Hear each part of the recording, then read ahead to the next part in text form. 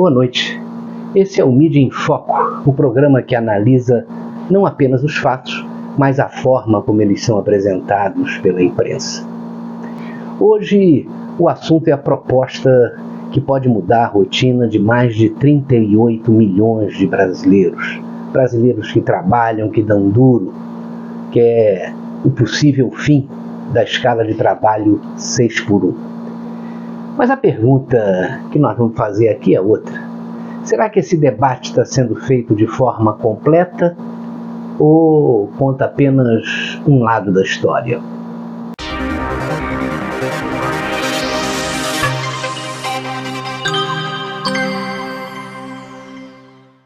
A deputada Érica Hilton, do PSOL, apresentou uma proposta para acabar com a escala 6x1. Esse é um modelo em que o trabalhador trabalha 6 dias e descansa apenas 1. A iniciativa ela surgiu a partir de um movimento chamado Vida Além do Trabalho, que reuniu cerca de 1,5 milhão de assinaturas. E olha, eu até achei que as assinaturas foram poucas, porque trabalhar menos e ganhar mais é o sonho de qualquer pessoa que não pensa nas possíveis consequências disso, né? Mas vamos ver o que a nossa Constituição permite.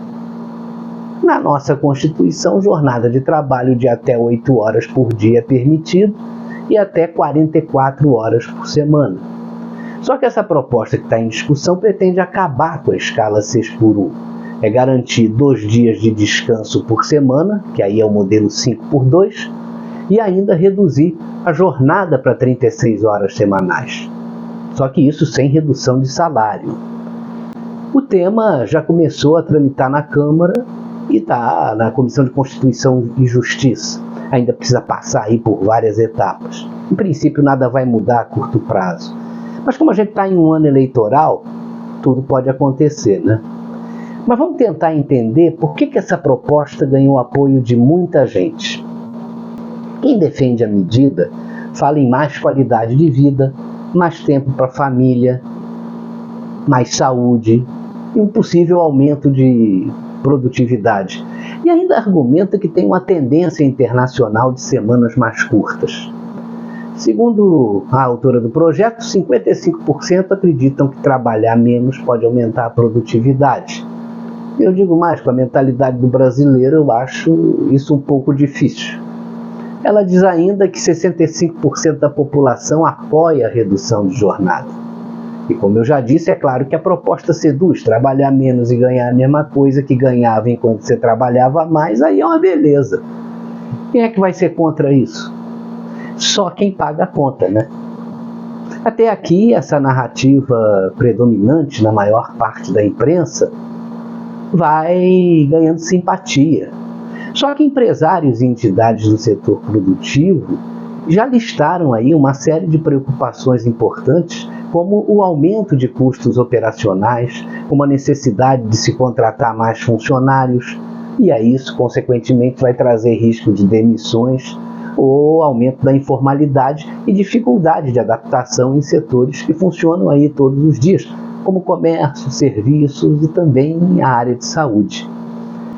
Existem estudos que indicam que seria necessário aí um ganho de produtividade de cerca de 8,5% para manter o mesmo nível de produção com menos horas trabalhadas.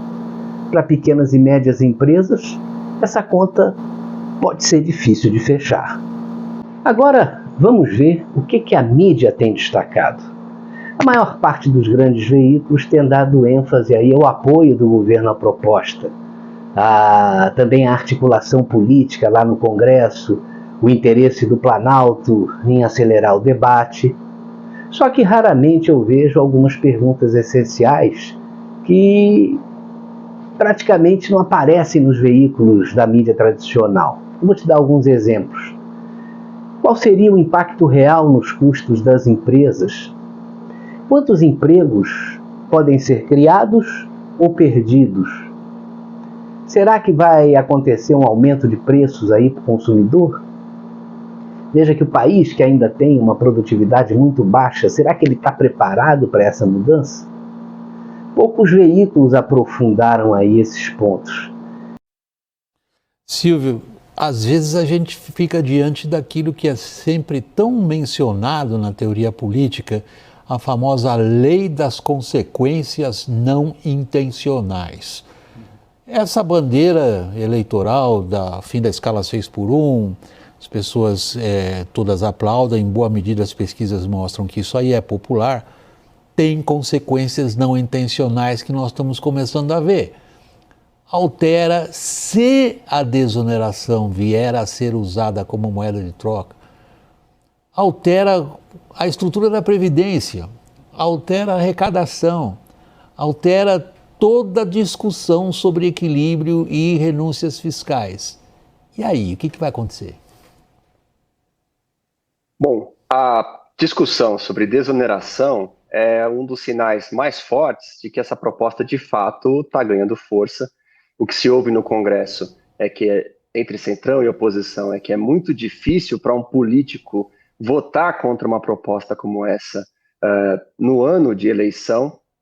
Então, diante dessa perspectiva, os setores que se opõem a essa medida passam a negociar buscando a compensação ou tentando colocar dificuldades que podem levar a divisões dentro do governo. Essa é uma interpretação que começou a ocorrer até dentro do Centrão. Sabe-se que a Fazenda fica numa posição, o Ministério da Fazenda fica numa posição desconfortável com a discussão de desonerar a folha, fazer o INSS, o Sistema de Previdência Social, arcar com os custos dessa mudança de jornada de trabalho. E propor essa medida durante a negociação pode servir ao objetivo da oposição de tumultuar o ambiente dentro do próprio governo a respeito dessa medida. Então, por um lado, o setor privado, os empresários podem tentar obter uma compensação e, por outro, os políticos que não querem entregar de bandeja para o Lula no ano da eleição uma medida popular criam uma dificuldade e apostam que isso pode servir para brecar a medida, o que não é nada garantido. O governo tem, de fato, insistido muito e pode acabar conseguindo aprovar, mesmo sem essa compensação. Tudo bem, pessoal. Um rápido comentário sobre esse envio para a CCJ da Câmara dos Deputados por parte do presidente Hugo Mota da PEC do fim da jornada da escala 6x1, na prática, a redução da jornada de trabalho no Brasil, que marca efetivamente o início da tramitação desse projeto e essa grande discussão nacional na Câmara dos Deputados. Vamos lá, é altamente positivo que se reduza a carga de trabalho de muitos trabalhadores, é positivo para o país de uma maneira geral.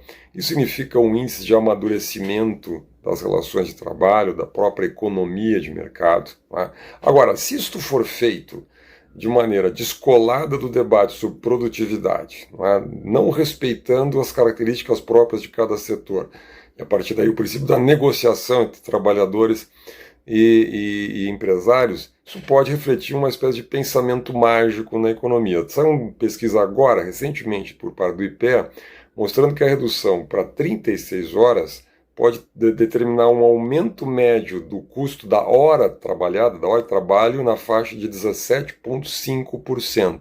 17,5% de aumento do custo da hora trabalhada, caso a redução for para 36 horas semanais. O economista José Pastore fala em 22% de aumento de custo. Então, produtividade não é algo que você liga um botão em Brasília e aumenta. Um aumento, na verdade, o crescimento possível é muito lento, demanda medidas difíceis, medidas estruturais, treinamento de mão de obra, melhoria da qualidade da educação, melhoria da regulação, aumento da capacidade de investimento do país, hoje em torno de 17% do PIB, muito baixo, uma série de fatores que são cronicamente difíceis e negativos no Brasil. O Brasil vem com a produtividade estagnada há perto de 40 anos, com exceção do agronegócio, setor industrial, setor de serviço, vem com a produtividade basicamente estagnada, igual a zero em termos de crescimento, nos últimos 10 anos. Então, se este pacote de redução da jornada de trabalho viesse acompanhado de medidas objetivas de aumento da produtividade, isto feito de maneira gradativa, como acontece no plano global, isto faria um sentido econômico. Do contrário, que se pode ter um efeito reverso, ou seja, a perda da atratividade de empregos, a redução do ritmo de crescimento da economia, no momento que o Brasil já passa há um bom tempo do chamado bônus demográfico, e, afinal de contas, um resultado pior, especialmente para trabalhadores de menor renda, do que a expectativa gerada a partir dessa redução da jornada de trabalho. O Brasil não deve repetir o erro que cometeu ao fazer uma reforma tributária e logo o aumento de carga tributária que veio depois, sem uma discussão sobre reforma do Estado, melhoria da qualidade do gasto público, a racionalização do gasto público, uma reforma estrutural na máquina do Estado. Ou seja, a gente discute aumento de carga tributária, mas não a redução do peso do Estado. Agora nós queremos discutir a redução da jornada de trabalho abrupta, rápida, sem nenhum debate sobre ganhos reais de produtividade na economia. Isso é um equívoco. Oxalá um Congresso Nacional saiba tratar esta questão com a complexidade que ela tem e que o debate merece. Grande abraço. E o que a gente não vê com frequência é também o contexto econômico que quase não entra no debate. Veja que o Brasil já possui uma alta carga tributária sobre a folha de pagamento. Você tem aí encargos trabalhistas, eles são muito elevados, né? Baixa produtividade com relação a muitos países que estão em situação aí muito melhor que a nossa. E além disso, muitos setores estão operando com margens muito apertadas. E aí eu te pergunto, será que é possível trabalhar menos, ganhar a mesma coisa e manter empregos e preços estáveis?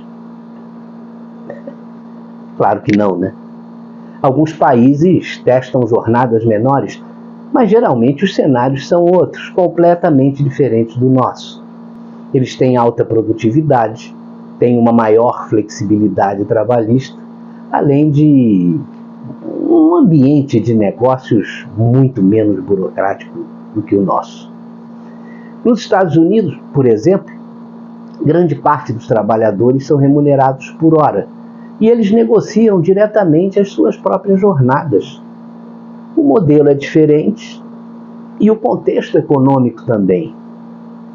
Um outro ponto pouco discutido pela imprensa, e eu digo mais a imprensa tradicional, é o surgimento dessa proposta em um ano eleitoral.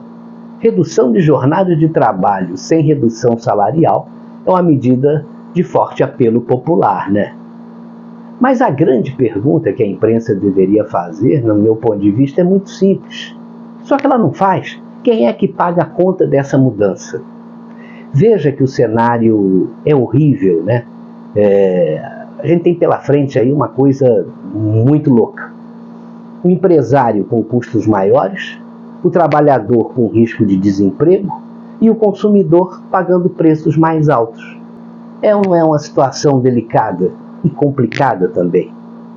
O fim dessa escala 6x1 pode representar uma melhoria importante na qualidade de vida, mas também vai trazer impactos econômicos que são relevantes e a gente não pode deixar de falar deles.